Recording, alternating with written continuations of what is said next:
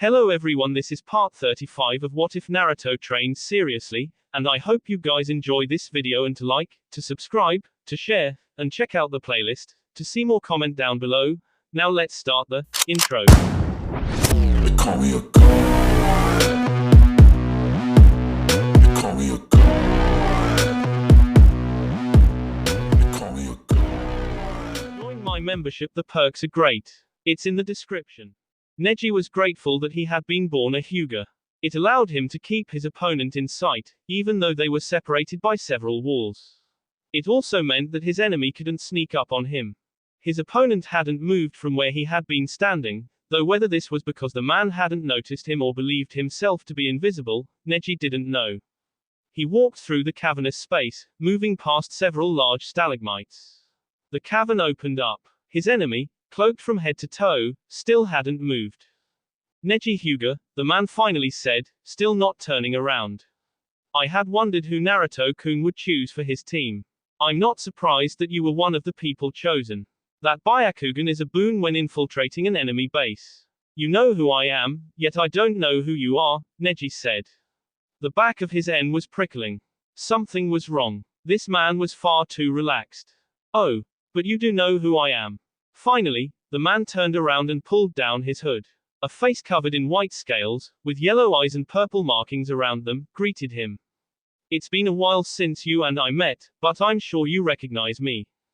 Feeling the chill increase, Neji narrowed his eyes. I see. Yes, I recognize you now. Kabuto Yakushi. I haven't seen you since the Chunin exams with Naruto and the others. You look a lot different than I remember. Indeed. Spreading his arms, Kabuto smiled. I have changed a lot. I've become stronger even than Orochimaru in his prime.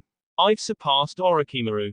Kabuto was acting insane. That smile, those eyes, the strange feeling emanating from him, all of it made Neji wary.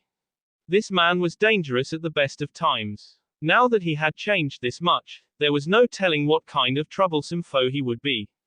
I was hoping Anko would be with Naruto-kun, Kabuto continued. I would have liked to use her cursed mark to help me suppress the personalities of the ninja I've summoned, but I guess that was expecting too much. Well, no matter. Even if I can't suppress them entirely, I can still control their actions. You are not going to be controlling anyone for long. Neji slid into the gentle fist stance. I'm going to stop you here and now. Oh, are you? Kabuto went through several hand seals. 4 snakes appeared behind him. He went through more hand seals. The snakes got bigger. Do you really think you can defeat me? I'm the most powerful shinobi in existence, the one who has come closest to the Rikudo Sennin. A single Jonin level ninja will not be enough to contend with me. The snakes raced through the air like coiled springs let loose, coming in from different angles. It looked like they aimed to pen him in. Kaiten isn't going to be strong enough for this. In that case.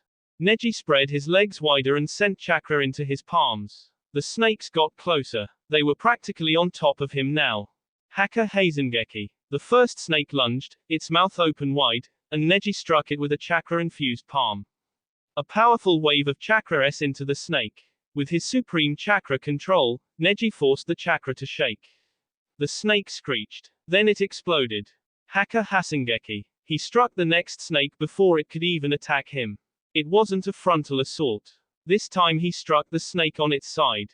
The results were gory. The snake was apart, splattering everywhere. Neji spared himself the fate of being covered in red by leaping backwards. The remaining 2 snakes attacked in a pincer maneuver. Haka Hyaku Nijihachi Sho. Neji struck the snake on his left twice. It jerked back as though stung. He spun around, striking the snake that was now behind him twice, causing it to also rear back. Neji turned again. The other snake was closing in once more. 4 strikes to the nose sent it reeling. A split second later, Neji was once more turning around to face the other snake. 8 strikes. 8 large red welts appeared on the snake's face as the chakra did its damage. 16. 32. Neji continued assaulting the 2 snakes with increasingly fast palm thrusts. Red welts appeared all over their scales, signs that the chakra he was injecting into them was doing damage. His attacks weren't attacking the outside, but the inside. Capillaries were bursting. B was boiling. The snake screeched as he attacked him over and over again. Finally, Neji launched his 128th strike, making for a total of 62 strikes per snake. While the snakes remained whole, they were no longer able to battle. They fell to the ground with a massive crash. The earth shook. Neji leapt over them and rushed toward Kabuto, deciding to take the fight to him. Only Kabuto wasn't there. Neji stopped, frowned, and tried to find him with his Byakugan, except he couldn't. It wasn't because he simply couldn't find Kabuto. That would have been impossible. However, it looked like there were multiple Kabutos. Much like Naruto's shadow clones allowed him to mask his presence by having clones that evenly split his chakra, Kabuto had some method of evenly splitting his chakra to make it impossible for Neji to locate the real one. I see you have more tricks up your sleeve, Neji said. Just what I expected from a snake. You flatter me, Kabuto's voice reverberated across the cavern. It was impossible to tell where it had come from. You are indeed talented, worthy of the genius, in every sense of the word. However, you should know that being a prodigy doesn't mean you are strong. Neji kept his eyes peeled. With the Byakugan, nothing escaped his notice. He had a 360-degree field of vision, plus the ability to see chakra. While right now it looked like there were several Kabutos around him, that would eventually change once the real one attacked, and when he did, Neji would be ready. I have been working hard. Yes, ever since Orochimaru was killed by Sasuke, I have been training to surpass Orochimaru. Several meters to Neji's left, numerous snakes appeared. They coiled around a pillar. Neji spun and rushed over. Hakusho. A vacuum flew from his hand. It struck the pillar, decimating it, but it didn't strike the snakes. As the pillar crumbled like a house of cards, the snakes ate away. You see, Hyuga Neji. My abilities are not something that just anyone can gain. Among the many ninja who exist in this world, only a few are granted the special privilege of receiving the training that I have undergone, and of those ninja, none have taken their abilities as far as I have, not even Naruto Namikaze. It was becoming obvious that there really was nothing he could do while Kabuto was not fully revealed. Neji consigned himself to waiting.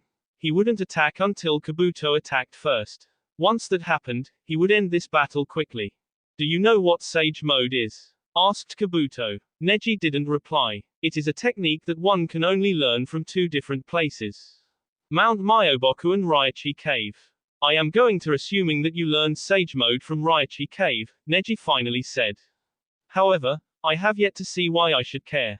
Kabuto's chuckle bounced all over the place. That's simple. You see, with Sage Mode, I have become all but invincible. Not even the vaunted Naruto Namikaze can defeat me. Even if he and Jiraiya fought me at the same time, their end would be inevitable. You, a mere jonin who only holds the strength of a genius, does not possess the power to defeat me. Through his Byakugan, Neji spotted Kabuto behind him. The man was regurgitated from the mouth of a snake. He looked even more different than before. His skin, which had scales covering part of it, was now fully covered in white scales. His yellow eyes had S running through them. Horns jutted from his head. Kabuto went through a set of hand seals, then his stomach expanded, as though it were a balloon being filled with oxygen. Senpo, Hakugeki no Jutsu. A strange, dragon-like ani spewed from Kabuto's mouth. It was a violent red with ethereal flames engulfing it, and it carried a purple orb in its left claw. Neji didn't know what that orb was, or what this creature was, but he knew better than to let it finish its attack. He turned around and rushed forward. The dragon coiled itself tightly around the orb. Neji screamed as he was assaulted by both light and sound. His Byakugan automatically shut off as his visual sense was overwhelmed. He covered his ears with his hands. Sticky, warm fluid drizzled down his ears. It felt like the vessels in his ear canal were bursting. He couldn't hear anything, he couldn't see anything, which meant he was open to attack. In the event something like this happened, Neji had only one option left. Do something unexpected. He had no idea where Kabuto was, but it didn't matter. Neji had resolved himself. He ignored the ringing in his ears, the intense pain of his burnt cornea, and expelled chakra from every pore in his body. Neji spun around, forming a bright barrier made of chakra, but he didn't stop there. As he performed the kaiten, he made the barrier expanded so that, rather than being a shield, it became a sonar. Kabuto was on his left and coming in fast. Jukenho Ichigekishin. The first thing Neji did was strike Kabuto, who was clearly not expecting to be attacked, with the technique. As the snake-like ninja was sent sailing, Neji attacked the strange technique of Kabuto's.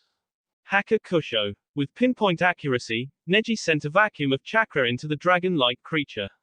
The chakra used in the technique was disrupted.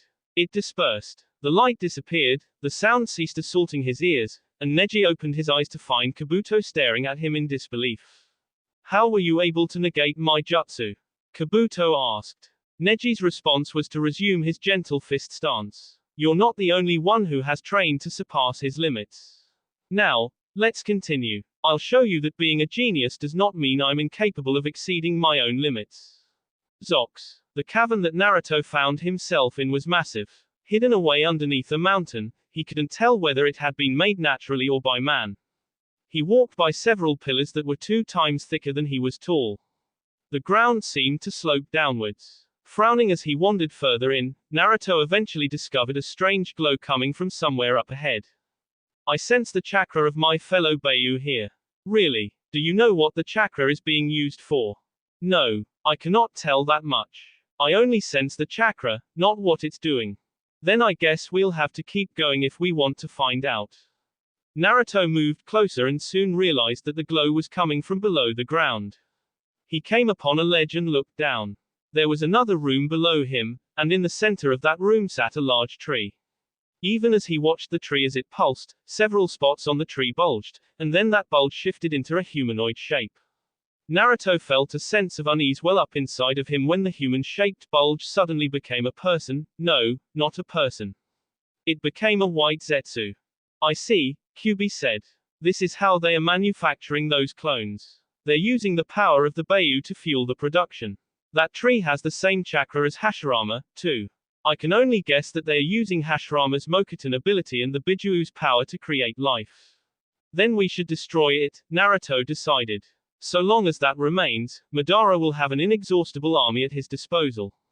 Indeed, he would need to use something big to destroy this tree. A simple Udama Rasengan wouldn't work, and his storm release ninjutsu was too powerful, unless he was willing to bring this entire mountain down around his ears. That meant either Sage Mode or the new Chakra Mode he had gained from Kyubi. Of the two, Sage Mode was probably safer. There was no telling what might happen if he used Kurama's chakra on that thing. Before he could begin gathering nature chakra, a voice spoke up behind him. Kaiten, Bakufu Ranbu. Naruto barely had time to turn around before a massive blaze of fire in the shape of a spiral S into him. He only had a moment to react. His first response was to use Hiraishin, but when he tried to activate his kunai, he found that he couldn't feel them. There should have been hundreds all around Mountain's graveyard. Why couldn't he feel them? As the spiral of fire burnt his body, Naruto was left with no option except to activate Chakra Mode, and then create several clawed hands that acted as a shield. The blaze washed over him. Even protected, its heat still seared his skin. His body broke out into a sweat. It felt like blisters were breaking out across his skin.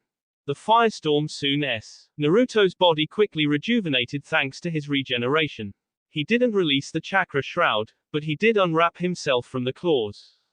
Madara was standing across from him, his face still covered by that spiral mask, body still draped in a black cloak with red clouds. I see you are as highly resilient as ever, Madara said. I was hoping that surprise attack would destroy you. You should know I'm not so easy to dispose of. Naruto unsheathed his Hiraishin kunai and twirled them around his fingers. But this is good. I was just wondering where you were. Before I destroy this giant tree, I really should see to defeating you. Madara's feet shuffled along the ground. He raised his hands, adopting a combat stance. If you think I'll be so easy to beat, then by all means, come over here and try it. Naruto started off the battle by tossing one of his tri-pronged kunai at Madara, while at the same time pointing a finger at his foe and gathering chakra. Rantan, Sen. A large beam of white light blasted from the tip of his finger. It quickly bypassed the Hiraishin kunai. Madara leapt away from the beam, which struck a pillow behind him and detonated. Meanwhile, the kunai had finally reached him. Naruto tried to activate the kunai and Hiraishin right in front of Madara. He couldn't. What's going on? Are you having problems, Naruto? Asked Madara. Something is wrong. Hiraishin isn't working. Of course not, Naruto said. You should know by now that I never have problems. Oh, Madara tilted his head, then shrugged. Then I guess you're not wondering about why the Hiraishin isn't working. Those words caused Naruto to narrow his eyes. So, the reason he couldn't use Hiraishin had to do with something this man had done.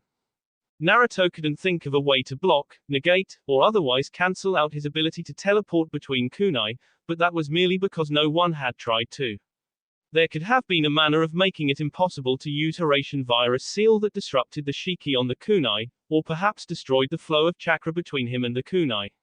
Regardless of how, what this meant was he wouldn't be able to use Hiraishin during this fight. That was fine. He had other methods of combat. Raiten, Byakurai.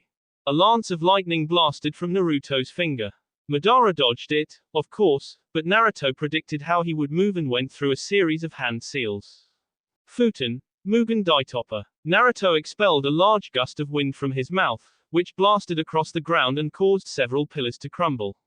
It never reached Madara. Before it got even halfway, a large black hole opened up in front of him. The jutsu was sucked inside. Madara went through his own hand seals. Kaiten, Hosenka no Jutsu. Several fireballs spewed from Madara's mouth, but Naruto summoned a wall of water to block the attacks. As steam rose up all around them, he decided to use the chakra shroud to close the distance quickly and finish Madara off. Shinra Tensei. What? Naruto was not prepared for the powerful force that s into him. He was blasted off his feet, crashed back first into a pillar. Pain exploded in his back. Due to the force, bile rose up in his tea, which he coughed out, along with several globs of bee. Kneeling on the ground, Naruto glared up at Madara as the masked man lorded over him. I see what's going on now, Naruto mumbled. I knew when I saw that Karen had the Sharingan and Rinnegan that you were somehow responsible for it. I should have known you would implant a Rinnegan into yourself. You really should have, Madara agreed. That you didn't only proves how stupid you are. Says the man who lost to me last time we fought, Naruto retorted. Our battle will be different this time, Madara said. You no longer have the advantage now that I have both the Sharingan and the Rinnegan. Naruto activated his chakra shroud. Kurama's chakra flooded through his body, flowing into him and enhancing both his chakra and physical strength. He stood up and wiped the bee from his mouth. Just because you have a shiny new eye doesn't mean you'll be able to defeat me, Naruto said. The last time we fought, I couldn't use the Kyuubi's chakra like I can now. You aren't the only one who has a new power. Madara snorted. Then I suppose we'll see whose power is stronger. Naruto felt like he was in an old-fashioned standoff, except without the giant summons. He and Madara glared at each other from the distance that separated them. This would be their last battle. He knew this, and he was sure his enemy also knew this. Whoever won here would bring victory to their side. No pressure. Zox. The battle had become heated, though it had also taken a turn for the worst. Konan and Yugao had done everything they could think of to defeat Nagato. No matter how many tactics they tried, nothing worked. Nagato overpowered her paper ninjutsu, avoided Yugao's kenjutsu, and fought back with Rinnegan abilities that exceeded them both. This was in spite of the fact that he was still a cripple. Shikigami no Mai. Konan turned herself into paper. One by one, sheets of paper peeled off her body, until she disappeared entirely. The paper encircled Nagato, who remained where he was, his expression calm, unruffled. Even when all of the paper s into him as though to bind him there, he didn't so much as squeak. Kage Bunshin no Jutsu. Yugao created 2 shadow clones, and then proceeded to launch an assault on the now-bound Nagato. The clones moved in on the left and right. They closed the distance quickly. Meanwhile, Yugao leapt into the air and, raising her sword above her head, swung it down. Mikazuki no Mai. At the very last second, just before she and her clones attacked, Nagato broke out of the paper. He held out his hand and said, Shinra Tensei. Yugao cried out as she was struck by an invisible force. She flew through the air in a parabolic arc. She would have struck the ground, but Konan quickly reappeared from within several sheets of paper and caught her. They both sat down on the ground several meters from Nagato. Thanks, Konan. You're welcome. Damn. Yugao bit her lip. Your friend is just way too powerful. There's no way the two of us can defeat him on our own. I've come to the same conclusion, Konan admitted. We might not be able to beat him. However, we can at least keep him from attacking everyone else. Conan flapped her wings and took off into the air. Down below, Yugao went through a number of hand seals as Conan launched several paper shuriken at Nagato. Kaiten, Hosenka no Jutsu. Yugao spat several fireballs from her mouth, which struck the paper shuriken, turning them into flaming projectiles. Nagato held up his hand. The projectiles struck a shield, the fire quickly shrank as he absorbed the chakra, and then the paper vanished as well. During the time Nagato was dealing with the jutsu, Yugao closed the distance.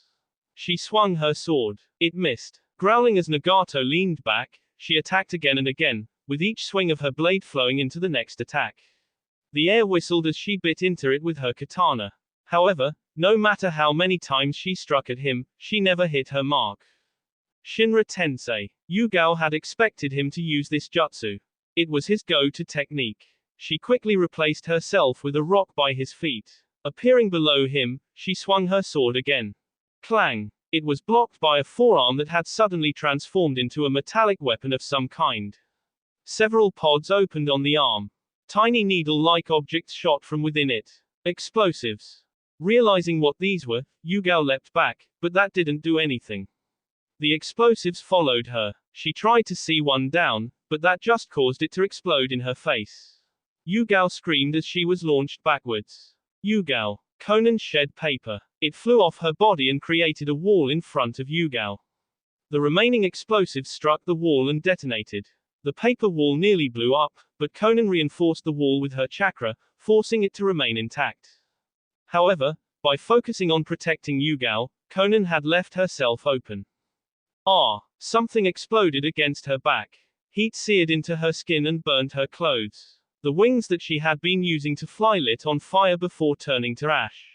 With her wings no longer keeping her aloft, and her ability to concentrate shot, Conan fell to the ground. Her world became white with pain. When she finally came to, she had trouble figuring out where she was. Her vision was blurry, her mind was jumbled from pain, and her body was screaming at her. It took a while, but she eventually realized that she was in a small crater. Yugao was standing next to her. The woman had her blade up as though to protect her. High above them both, floating in the sky, Nagato looked down with his hands pointed at them. Conan knew how Nagato operated. He liked creating big craters using Shinra Tensei to display his power. If he did what he always did, then Nagato was going to crush her and Yugao using that jutsu. It looked like this was the end. There was nothing either of them could do. They'd done all they could, fought as hard as they could, but this was all their power had amounted to. Nagato, even crippled, was an immensely powerful ninja.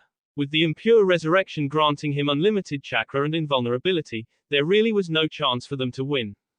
Hey, never thought my end would come like this, Yugao muttered. I'm sorry, Conan said. Why are you sorry? You didn't ask for this. Yugao turned her head to smile at her. I don't mind beside you. My only regret is that I won't get to marry Naruto and start a family. That was indeed regretful. Conan felt the same way. She had been looking forward to settling down and creating a family. That wouldn't happen now. Me too, she said. Still hovering above the sky, Nagato channeled so much chakra that even Conan, who had no sensor abilities to speak of, could feel the intense wellspring of energy. Shinra, he began, tens. Dynamiku Entori. Oof. Conan and Yugao were silent as Rock Lee somehow appeared next to the floating Nagato and jump-kicked him in the face. Nagato, having obviously not expected this, went soaring away like one of his missiles. He disappeared in a twinkle of light. Rock Lee landed on the ground. Yosh. That takes care of that. Are you two all right? You haven't lost your flames of youth, have you? Conan and Yugao were so stunned that they couldn't say anything. What the F just happened? Zox. Kakashi blocked Itachi's kick with his forearm, cushioning the blow and using the resulting strength to push his foe away. As Itachi stumbled backwards, Sakura leapt into attack. She threw several kicks and punches. However, Itachi, with his Sharingan predicting how she would move, easily avoided her attacks. After Sakura's last kick, Itachi's Sharingan spun and Sakura suddenly grew glassy-eyed and stopped moving. Genjutsu. Knowing that Sakura was perfectly capable of breaking out of a genjutsu, Kakashi attacked, leaping into the air and launching a series of swift kicks that struck against Itachi's defending arms. He landed back on the ground. Itachi tried to pin him in place with a genjutsu, but Kakashi broke it with his Sharingan. I've been meaning to ask this for a while now, Kakashi said suddenly, but this battle is way too easy. You wouldn't happen to be holding back, would you? Itachi nodded. An astute observations, Kakashi. You are correct. I am holding back. I didn't know you could do that when you've been resurrected. A lull took place in the battle. Itachi seemed to be in no rush to continue. He was even polite enough to explain how Kabuto's jutsu worked. It wouldn't have been possible with Orochimaru's old version of the impure world resurrection, but Kabuto has modified it. Along with bringing someone back at their full strength, this technique also lets them retain their personality. This means that we're more powerful than we would have been. However, since our personality is intact, it means that we can resist his orders to some degree. Sounds like more trouble than it's worth, Kakashi said. Sakura had broken out of the genjutsu by now and was standing at his side. Itachi shrugged. It's a trade-off. I believe Kabuto allowed us to retain our personality so we would suffer by being forced to attack the people we loved. We're actually lucky. If he had someone with him who had Orochimaru's cursed seal, he would have been able to force us to fight at our full strength. So what now? Asked Kakashi. I imagine we'll keep fighting until Naruto comes back, Itachi admitted. I've placed a crow with Shisui's Sharingan inside.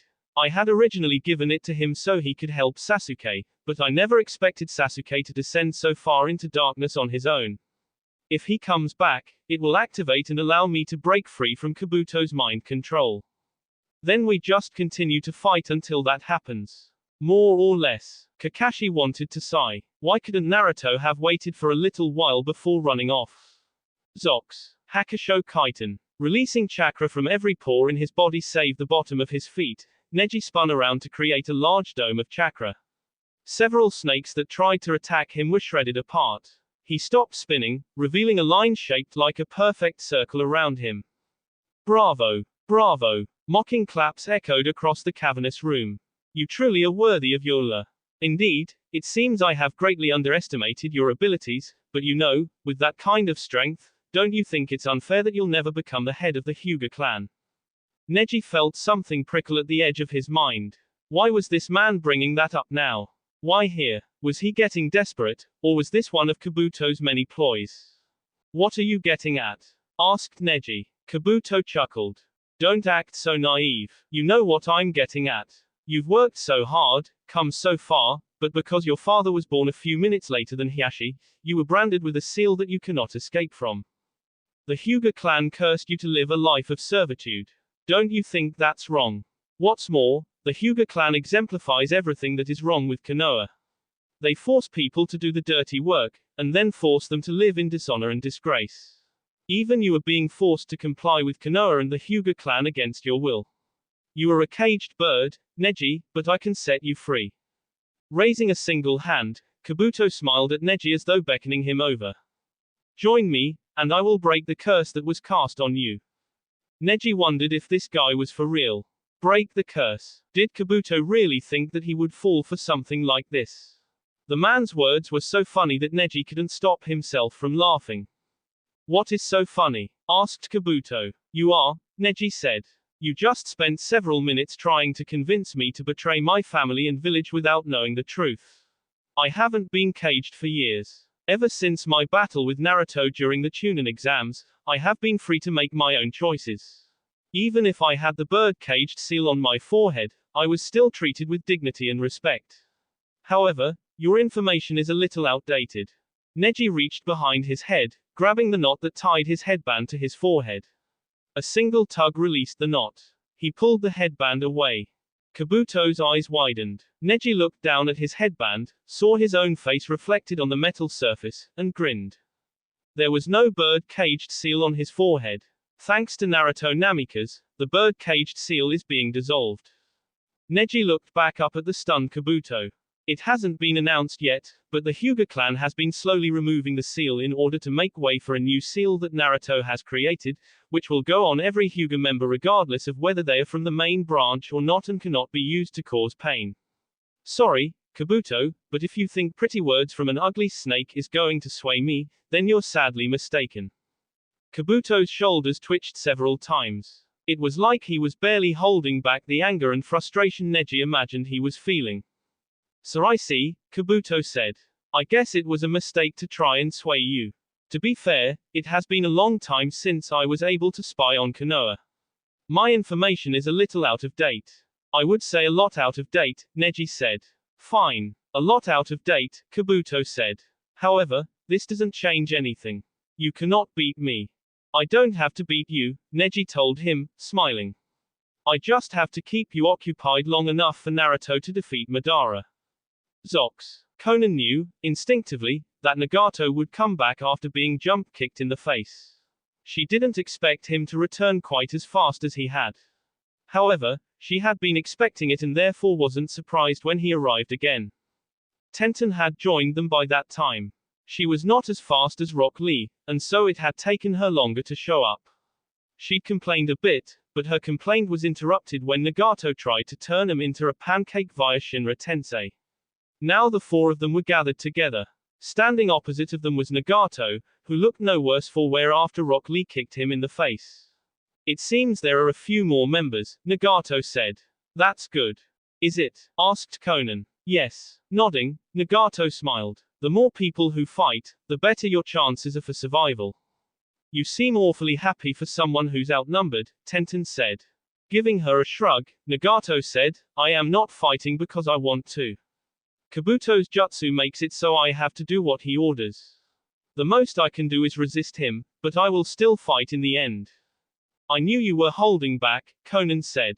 If you were serious, even injured as you are, Yugao and I wouldn't have lasted 10 seconds. What I don't understand is why you're still fighting if you don't want to, Yugao said. If you can resist, then couldn't you stop altogether? Nagao shook his head negatively. No. The impure world resurrection is a jutsu that forces us to fight regardless of our wish. Isn't there some way to undo the jutsu? Asked Rock Lee. This jutsu seems most unyouthful. I do not know if there's a method of undoing this jutsu, Nagato admitted. I only know that I've been resurrected and have to follow the orders of the one who resurrected me. Nagato, Konan began, I want to apologize for everything that's happened. I believe I told you before, you have no need to apologize, Nagato said. I told you already, what happened to me is the result of losing my way. I wanted to change the world. I wanted to bring peace to the elemental nations, but I became so caught up in achieving that dream through any means that I ended up letting myself get used by Madara. It was only after he came me that I realized how meaningless my life has been. I was born with all this power, but I couldn't do anything with it. That's not true, Konan shouted. It's because of you that I'm here. If you had never existed, if you hadn't rescued me, I would have been a long time ago. You saved me. And in the end, I also pushed you away, Nagato said with a shake of his head.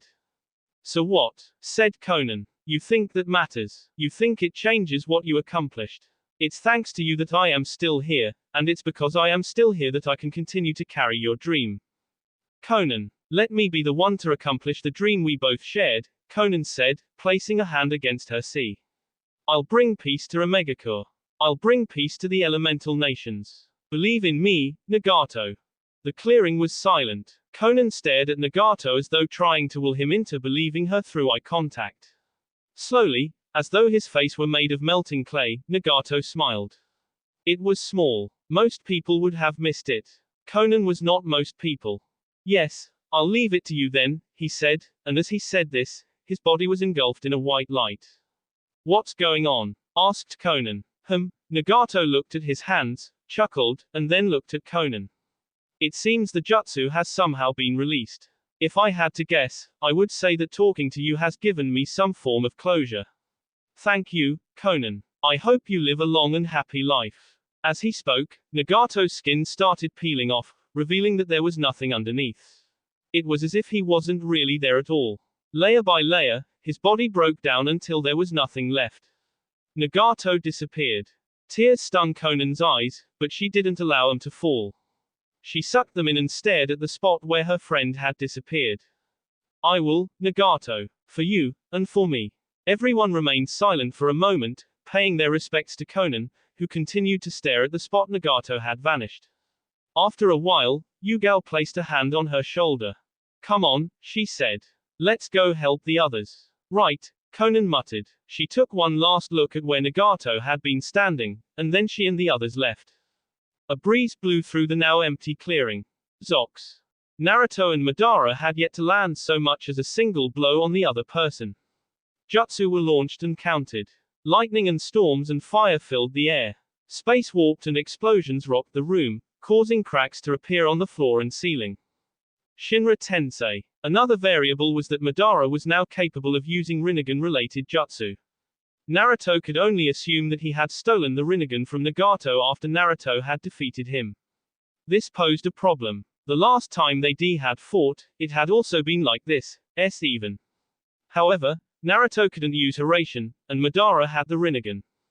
Moving quickly across the cavernous space, Naruto used the pillars as cover, wincing as several pillars collapsed after being struck by the Shinra Tensei. Dust clogged the area around him. It gave him something of a smoke screen, though he didn't know how useful that was since Madara had both a Sharingan and a Rinnegan. Reiten, Byakurai. Pointing his finger at where Madara had been last, Naruto sent a beam of lightning at him. He waited for 1 second, then 2. An explosion went up. It shook the earth. Naruto activated his chakra cloak, created 2 shadow clones, and then rushed out alongside one of the clones. The other went elsewhere. He and his clone rushed at Madara. They didn't use any fancy tactics. It was a straight-up frontal assault. Several large claws extended from his back and shot at Madara, who activated Kamui to create a black hole that sucked up the claws before they could reach him. Naruto flinched as he felt some of Kurama's chakra get sucked into the Kamui, but he retracted his claws and leapt back. The clone was already in position anyway. Futen, Raisin Shuriken. A loud, shrill whistle echoed all around them. The Naruto clone, who was above Obito and falling from the ceiling, extended the 9 claws jutting from his back. Each clawed hand held a Raisin Shuriken, a miniature one. The combined screech of each one created a threnody of clashing noise that was like dozens of steel swords grinding against a rock. Madara looked up. A vortex suddenly appeared above him. The clones wasn't able to stop himself from falling into the vortex, which quickly consumed him. Naruto felt the clone dispel and blinked. What was that? What were those coffins? It had only been for a second, but he could have sworn clone Naruto had seen something before his clone had a space filled with coffins. He didn't let himself stay distracted for long. Madara had released massive fire dragon at him, and so Naruto did what any sane man would do. He took evasive action. Thanks to Kurama's chakra shroud, even if he couldn't use Hiraishin, he was still several magnitudes faster than Madara. He sped across the room in less time than it took to blink. When he was behind Madara, he went through several hand seals and prepared one of his more powerful jutsu. It would be dangerous. However, he had decided that he'd rather bring this entire mountain down around him than let this man live. Ranton, Hakarashi. Naruto's chakra surged before a massive storm of energy was unleashed. Fierce winds against the pillars. Many crumbled. The ceiling cracked and several cave-ins happened. Lightning burst from Naruto's body following the wind, lashing out at everything in destructive arcs before, like an ancient army come to conquer. Several giant lances shot at Madara. They traveled forward, everything in their path. Madara remained still. What the hell? Isn't he going to try and dodge? Naruto froze when a large coffin appeared in front of Madara. The coffin door slid down to reveal that someone was inside. They weren't wearing a cloak, which allowed him to catch a glimpse of dark skin before the lightning descended. Naruto closed his eyes briefly as the lightning jutsu nearly burned his retina. He waited for 1 second, 2, and then opened his eyes. He wasn't sure what he expected to see, though he had been hoping to be greeted to the sight of Madara lying on the floor. That wasn't what he saw. Instead of his opponent defeated, Naruto witnessed his jutsu being negated by someone he was quite familiar with. Thick, dark-skinned arms were stretched out before a muscular body. Shades glinted in the light and 7 swords were strapped to various parts of his body. Naruto knew this person. It was Kiribi. He wasn't alone. Has Madara resurrected Kiribi and the other Jinchuriki to battle me? There were 4 other coffins standing alongside the one that Madara first summoned. Each coffin was open, and each one had a person walking out from it. One of those people was a large man wearing armor. Another wore a kimono and had pale skin. Then there was an old man wearing tacky robes, and last was a young man who looked like a little boy. Naruto recognized him. It was the third Mizukage, Yagura. All four of them had a Rinnegan in their left eye and a Sharingan in their right. I see you've turned the previous Jinchuriki into your paths, Naruto said with a wrinkled nose. I am quite particular about my paths, Madara said, shrugging. Not just any ninja would do. I needed people who were strong, ninja who could fight on par with you. Well, you certainly have chosen some troublesome opponents for me, Naruto admitted. Naruto, I know. With that Rinnegan, their vision is probably linked together the same way Pain's was. On top of that, they have the Sharingan, which means they'll be able to track my movements. We could be in trouble. Since you've proven to be such a troublesome opponent, I can no longer afford to take you lightly, Madara continued. I'll defeat you here and now. You'll try, Naruto said. Naruto exploded into action, rushing backwards with several long leaps. The 5 Jinchuriki, tails extending from their body, rushed after him. KB was in the lead. The 4 who'd appeared after him trailed slightly behind him, their positions such that their fields of vision overlapped. Ranton, Raisin Shuriken. Combining Storm Release with his Rasengan, Naruto created a massive sphere of destructive white chakra. It wasn't really shaped like a shuriken, but he couldn't think of anything else to name it, so Raisin Shuriken it was. Without waiting for an invitation, Naruto used one of the clawed hands to S the Raisin Shuriken into KB. It missed. Naturally. However, he wasn't Naruto's true aim. Madara glared as Naruto changed the direction of his attack from KB to him. If he weren't so busy concentrating, Naruto would have grinned. Madara leapt out of the way of Naruto's attack. The Mizukage and the 6-tailed Jinchuriki moved in and see his chakra claw. The Raisin Shuriken dissipated before it could cause any damage. That was okay. Ranton, Mabiki Suru no Jutsu. KB and the old man attempted to attack him up close, but Naruto had no intention of letting them do that. He sped through a series of hand seals. His chakra exploded. Arcs of lightning shot from his body. A fierce wind S into KB and the old man, swirling around them and turning into a pair of cyclones. As though sensing that they were captured, the lightning sought out the swirling cyclones. At the same time, Naruto spat several streams of water. Lightning, wind, and water combined to create an incredibly destructive attack. The 2 cyclones lit up as they destroyed everything in their path. The ceiling finally gave way, caving in and raining destruction on everyone. Naruto extended the chakra claws and used them to destroy the large chunks of debris that rained on his head. He glanced at Madara to see what his enemy was doing. That turned out to be a mistake. Several large globs of lava shot from within one of the cyclones. Naruto yelped when one hit him, searing his skin. He leapt back, but then the Mizukage and the 6 tails rushed at him. One had already created a blade of water, and the other was covered in a strange slime-like substance. The 2 attacked simultaneously. Naruto backpedaled across the cavern, and was broadsided when something hot S into his side. Screaming as he crashed through a pillar, Naruto was barely able to recover in time to see who had attacked him. It was the man in armor. Steam billowed from his fist. He must have been the Gobi, the 5-tailed dolphin horse. By combining water and fire, the Gobi's Jinchuriki could use boil release, which was essentially steam. This isn't good. You're just now realizing that. Be quiet. Naruto leapt away from the place where he'd been standing when his danger senses went haywire. The pillar he'd been in front of exploded seconds later. Heat blasted Naruto in the face, causing sweat to break out on his skin as steam billowed from the attack. Naruto didn't even have time to counter before the Mizukage and the 6 tails were on him. There's way too many enemies for me to defeat at the same time. We should have expected the previous Jinchuriki to be resurrected. Now we're caught in that man's trap. Fortunately, there is one good thing to have come from all this. What's that? We now have indisputable proof that you're an idiot. Naruto ducked underneath a blade of water, only to run face first into several bubbles. He scrambled backwards, but he wasn't fast enough. One of the bubbles touched him. The resulting explosion threw him backwards, skidding and rolling across the ground. His back screamed, his shoulder cracked, and his face stung as he tumbled like a rag doll across the floor. This is so not good. In a one-on-one battle, Naruto was guaranteed victory. He was even sure that he could fight these other Jinchuriki 2-on-1. However, battling 5-on-1 simply wasn't possible. Maybe he could win if he could use Hiraishin, but the man calling himself Madara had been prepared and sealed off his connection to his kunai. The question is, how is he doing it? The only way to seal off a technique was to use a sealing jutsu, but there shouldn't have been any way for this man, or anyone, to seal off the Hiraishin. If it was that simple, it would have been done long ago. Was he using a space-time jutsu to disrupt his ability to travel between kunai? What is this? A voice asked from above him. Weren't you saying something about defeating me?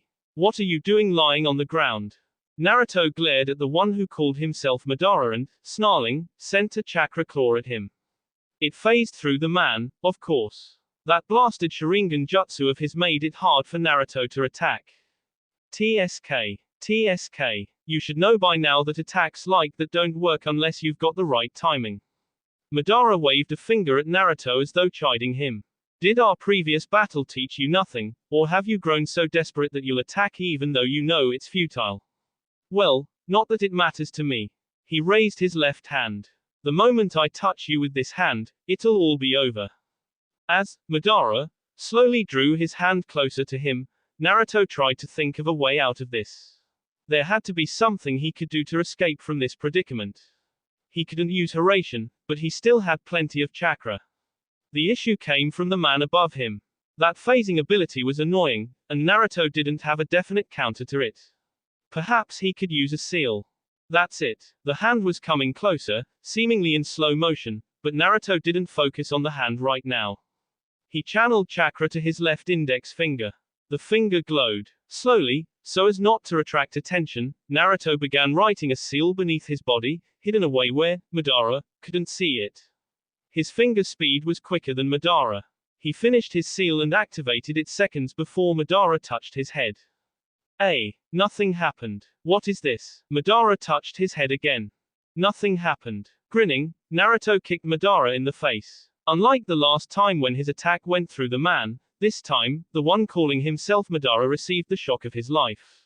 Naruto's foot into his face with the force of an angry god. The loud bang of F meeting F sounded abnormally loud in the cavernous interior.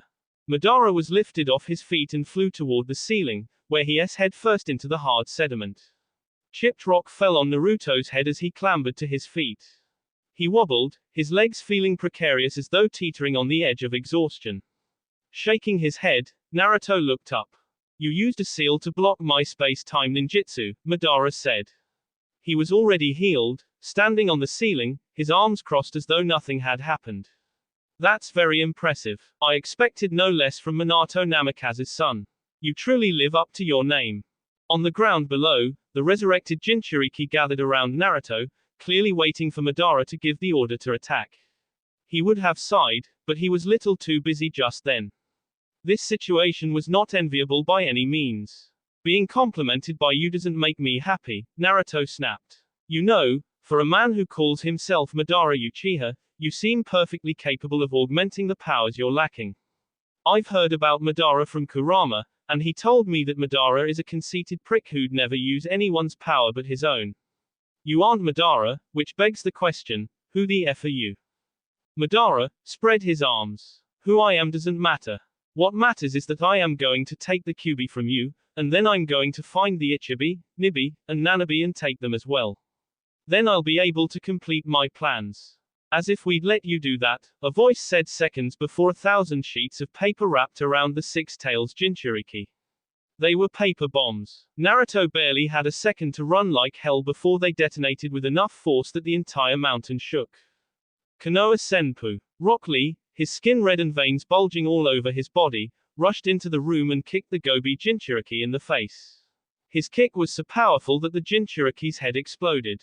Literally. The entire head suddenly turned into ash and the body fell to the ground. Of course, the head regenerated a second later, but it was still impressive. Sogu, Tensai. A scroll suddenly appeared. It flew through the air. Less than a second later, there was a burst of smoke and several dozen weapons shot out at the Mizukage, who leapt backwards. The man didn't even seem to realize that he'd leapt right toward his foe. Tenten, wielding a pair of scimitars, attacked him with a series of lightning-swift s. They were dodged, but she kept up the pressure. Mikazuki no Mai. 3 Yugaos rushed through the pillars, one leaping into the air, while the other 2 attacked the Yonbi Jinchuriki with a pincer maneuver. One was destroyed by globs of lava, but the other successfully reached him. The clone and Yugao simultaneously hit him with an attack that see him all the way through. He still recovered, being an U and all, but Yugao attacked him again, keeping him on the defensive. The remaining 2 resurrected Jinchuriki tried to attack Naruto. KB sprouted several octopus tails and attempted to hit Naruto with them, while the man wearing red armor sent several compressed bursts of steam at him. A wall of paper blocked both attacks, appearing before Naruto as a multi-layered shield. Conan coalesced before him, her body forming from multiple sheets of paper, though it was only half a body. Go after Madara, she said. Myself and the others will deal with these 5. Naruto nodded. I understand. Thank you. After leaping onto a pillar, Naruto ran up it, defying gravity. His chakra shroud, which had been deactivated thanks to Madara, reactivated with a burst of golden luminescence. He threw himself at Madara, who reacted with admirable swiftness. Shinra Tensei. That won't work on me. Naruto shouted as he made a clone and had it throw him out of the jutsu's path. The clone vanished, destroyed, but it had served its purpose. 3 chakra claws sprouted from his back. A different Rasengan formed on each one: Futen Rasen Shuriken, Ranten Rasen Shuriken, Hyoten Rasen Shuriken. The first one to reach Madara was the Hyoten one. Madara leapt away as the Rasen Shuriken struck the ceiling, freezing it over. While he was in midair, the Futen Rasen Shuriken attacked him, but he phased through it. He also phased through the Ranten Rasen Shuriken. He didn't see the chakra claws returning from behind him. NNNGG, GGGAAAA. Naruto grinned as Madara, or whoever he was, became engulfed in a massive sphere of destruction. It wasn't until the sphere quickly expanded that he realized he may have a problem. Everything within the area was getting destroyed. The fierce, howling winds rent the air and caused the ground, ceiling, and pillars to break apart. This wouldn't have been so bad, but everything was also getting sucked into a vortex that swirled around the sphere, which was growing larger by the second. His team, who'd still been fighting with the reanimated Jinchuriki, also became a part of this vortex. Well, reacting with haste, Naruto launched all 9 chakra claws. 4 latched onto his teammates. The other 5 dug into the ground and pulled him down. This was harder than it looked. The ground kept getting out and fed into the vortex. Naruto used his 5 claws to continuously pull himself further away from the sphere and destructive winds. Thanks to the power of his 2 jutsu, the walls of the mountain were destroyed. Naruto rushed outside with the others still caught in his grasp. When he was a suitable distance away, he set everyone down and turned around, watching as the mountain became engulfed in a massive dome of maelstromic energy. The chakra soon dispersed with a loud shriek. A shock wave flowed out from it, causing him and the others to raise their hands to their face. The shock wave down. Everyone lowered their arms and looked at the mountain. Except there was no mountain. All that remained was a crater. That was a seriously powerful jutsu, Tenten said. Yosh! Rock Lee shouted. Naruto-kun's flames of youth are so powerful he can destroy mountains. I must train so that I can destroy mountains, too. Yeah, sure, whatever. I had no idea you had such a destructive ninjutsu, Yugao mumbled. If we're being honest here, neither did I. Shrugging, Naruto continued to frown at the scene. He was forgetting something, or rather, someone. Where's Neji? I'm right here, a voice said behind them. Everyone turned around. Neji was walking over to them, scratches and lacerations covering his body. Despite this, he looked none the worse for wear. Being dragged behind him by a giant snake tail was. Is that Kabuto? Asked Naruto. Yes, Neji said. Huh. Scratching his head, Naruto frowned. I completely forgot about him. What's he doing here? He's apparently the one who resurrected all of these shinobi, Neji said. I didn't kill him because he said his death wouldn't break the jutsu. He could have been lying, but I thought it would be better to be safe than sorry. Good call, Naruto agreed. Do you think Madara is S? Asked Conan. Naruto tilted his head. I can't see him surviving that. Don't know about those reanimated Jinchuriki, though. Maybe we should confirm whether or not he's gone. Yugao suggested. Opening his mouth to say that was a good idea, Naruto was unprepared for the sudden pain that speared his back.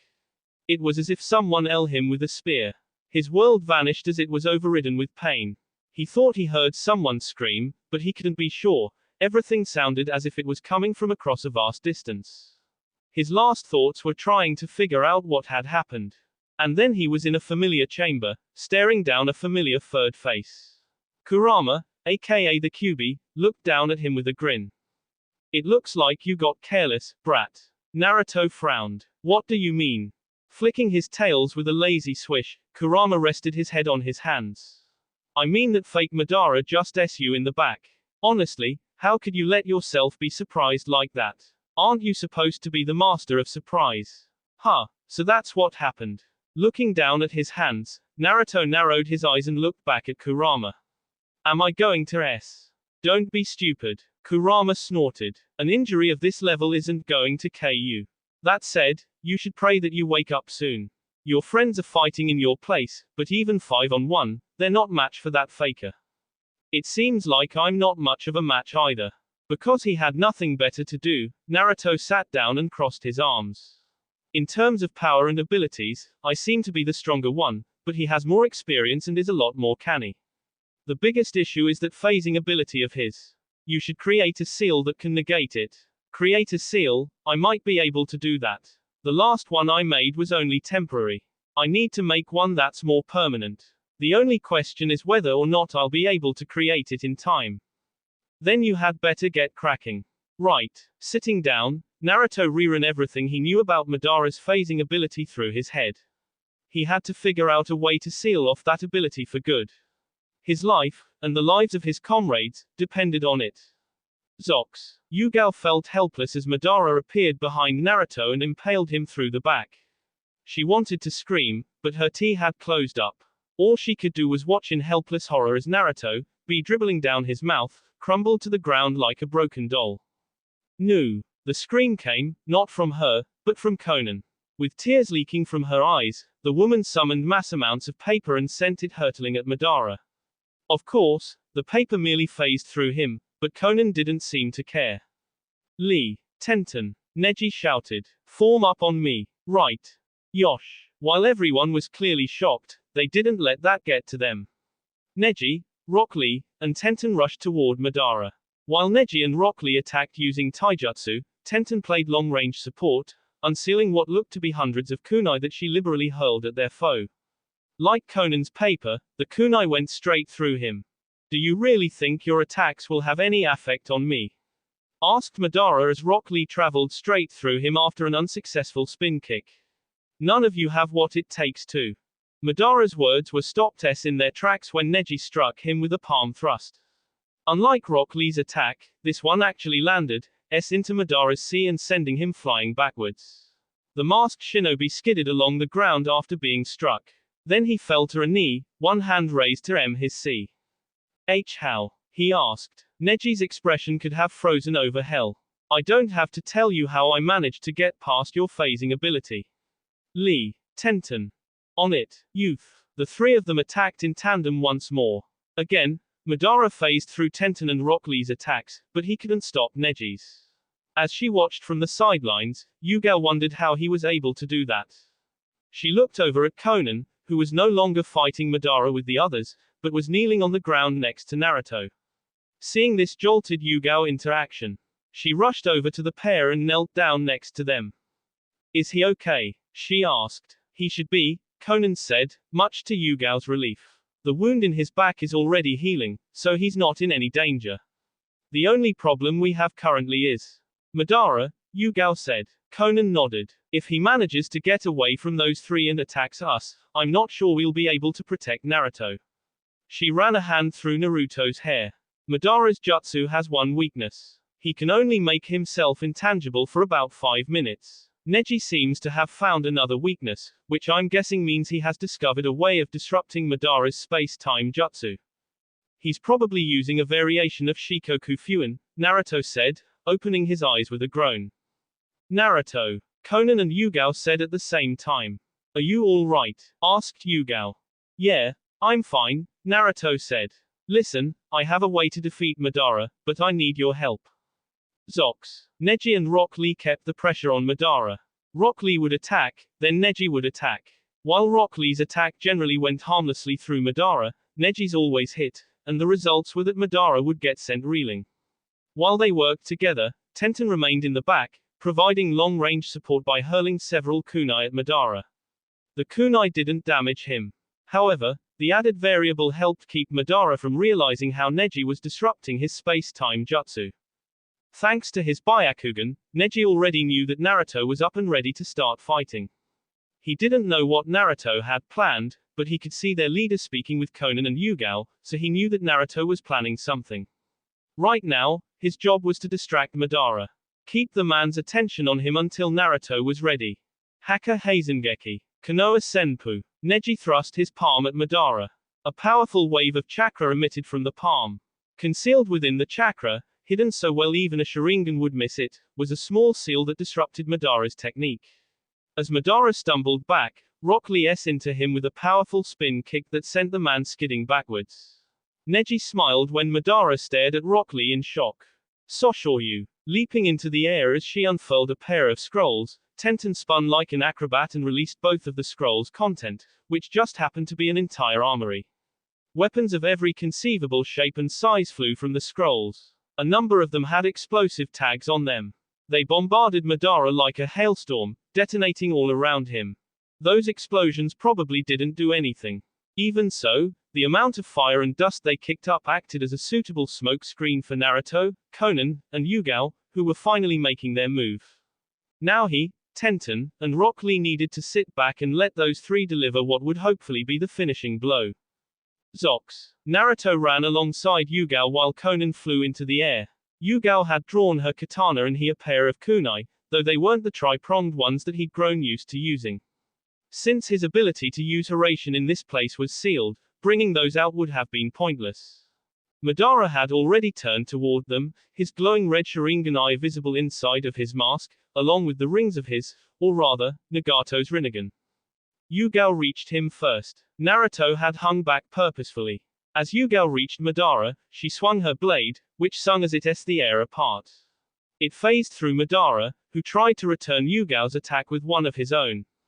Naruto coated a kunai in wind chakra and threw it. B splashed against the ground as the kunai went straight through Madara's arm. Madara can't touch anything so long as he's intangible. Naruto narrowed his eyes as he reached Madara. So to attack, he has to become tangible again. This also means that for a short time while he's attacking, he's vulnerable. It's a small window, though. That sort of attack won't defeat Madara. Naruto's fist phased through Madara again, and again, Madara went to attack but was intercepted by Yugao. His right hand flew off as he tried to punch Naruto's face in, only to be on the receiving end of Yugao's blade. Naruto frowned as more B splattered against the ground. He's not even reacting to having his limbs see off. It's like he's impervious to pain. He and Yugao continued to fight, with one attacking and the other waiting until Madara became tangible. Unfortunately, Madara was quick to catch on to how they were operating and switched tactics. He no longer tried to attack. He fell almost entirely into defense, relying heavily on his phasing ability to avoid damage. A stalemate. Naruto and Yugao couldn't hurt him thanks to his intangibility, but he couldn't attack them for that same reason. What's more, he seemed to have learned from the previous fight. He never used his intangibility for 5 minutes. When he was about to reach that limit, he shut the ability off and used the Mogura Tataki no Jutsu to hide underground and appear somewhere else. His cunning combination kept Naruto and Yugao from landing a solid hit. It was definitely a good thing that they were only a distraction. High above them, Konan ran through a gauntlet of hand seals. The jutsu that Naruto had showed her was one that could be used by anyone, but thanks to her paper jutsu, it worked best with her. The only issue would be keeping the enemy still. Fortunately, Naruto had already created several clones who were working on a jutsu that would keep Madara from moving. The only thing left to do was maneuver his tricky foe to that location. Naruto and Yugao kept up the pressure. They forced Madara to move to a place of their choosing by using Sage Mode to sense him and predict where he would move. When he finally reached the spot, a small circle exactly 6 meters wide, the 12 shadow clones finished their preparations and s their hands onto the seal they had created. What is this? Demanded Madara as he found himself trapped by a dome of chakra. This is your end, Naruto said seconds before a large swarm of paper covered in seals descended. Madara tried to phase through the paper as it smacked into him, but the seals activated and kept him from doing so. He shouted as his body became covered in seals. Inch by inch, his body disappeared as thousands of paper sheets wrapped around his body. In as little as 5 seconds, Madara Uchiha, or the person who called himself that, became completely immobilized. Futen, Rasengan. S.A. Rasengan into the now incapable Madara's sea, Naruto had the distinct satisfaction of returning the favor dealt to him. The shinobi's entire sea was ground away, and because he was immobilized by seals, he could do nothing about it. Madara fell to the ground. Half his sea was missing. Somehow, he was still alive. Naruto stared at the hole in Madara's sea. That should have him. Is he immortal? What should we do? Asked Yugao as Konan descended to the ground. We'll take him with us, Naruto decided. If we can't him, then we can at least imprison him. Maybe the higher-ups will figure out what to do with him. Turning to face everyone, Naruto grinned. Alright, people. Let's grab Kakashi and Sakura and head off. Naruto received a chorus of, "Hi," from his comrades. Zox. After reuniting with Kakashi and Sakura, and subsequently breaking Itachi out of Kabuto's control via Naruto regurgitating a crow, the group proceeded to leave Mountain's graveyard with their 2 prisoners in tow. The first order of business was having Itachi force Kabuto into releasing the impure world resurrection technique. This resulted in Itachi also disappearing. Naruto had the feeling that Itachi didn't want to be in this world anymore anyway, since Sasuke had s.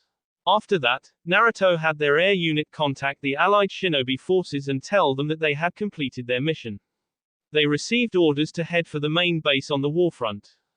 While it was called the main base, because that was where Gaara was stationed, the truth was that there wasn't anything base-worthy there. It was just the place where Gaara headed up the main force. Naruto and the others were greeted by Gaara and his entourage upon arrival, though he received several looks when everyone saw the unconscious Kabuto and the papered-up Madara. Naruto, I'm glad your mission was a success, Gaara said. Naruto grinned. It turned out even better than I expected. Not only did we destroy the base-making clones, but we captured both Kabuto and the one calling himself Madara Uchiha. So that's why all of the reincarnated shinobi suddenly disappeared, Gaara said. I hope you'll inform me of what happened during the debriefing. Of course. There wasn't anything for Naruto or his team to do. After the impure world resurrection was released, the allied shinobi nations had a much easier time defeating the White Zetsu army. Since his aid wasn't needed, Naruto and his team were left to relax in the large tent that had been built at the main base.